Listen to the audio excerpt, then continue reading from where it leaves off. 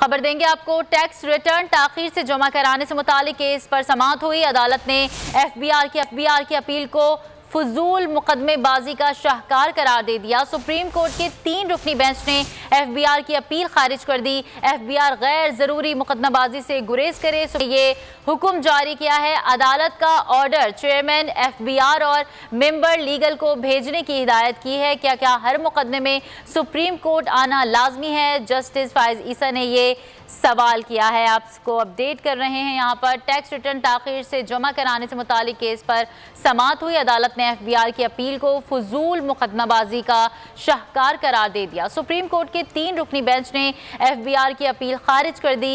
FBR गैर जरूरी मुकदमेबाजी से गुरेज करे। तैयब बलोच हमारे नुमाइंदे समाअत का मजीद अहवाल बताएंगे। जी तैयब।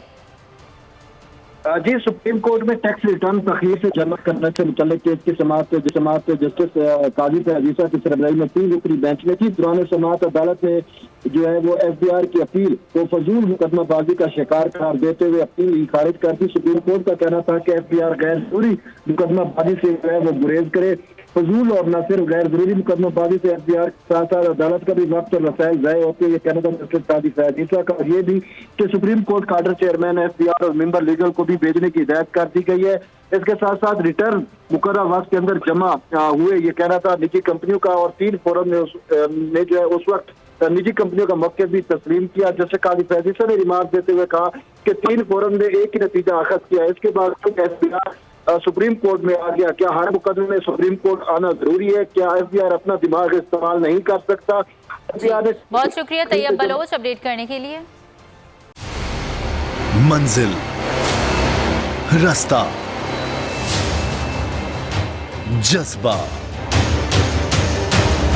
भयानक सच्चाई से हटाए पर्दे और तोड़ डाली झूठ की बेड़ियां।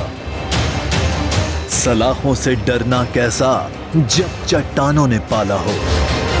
इमरान खान बोल के साथ जुम्मे से इतवार रात 10 बजे सिर्फ बोल न्यूज पर।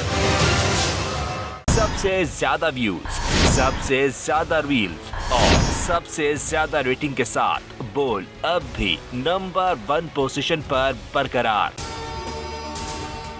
अगर आपको ये वीडियो पसंद आई तो लाइक पर क्लिक कीजिए, सब्सक्राइब करें और बेल दबाएं ताकि कोई खबर रह न जाए।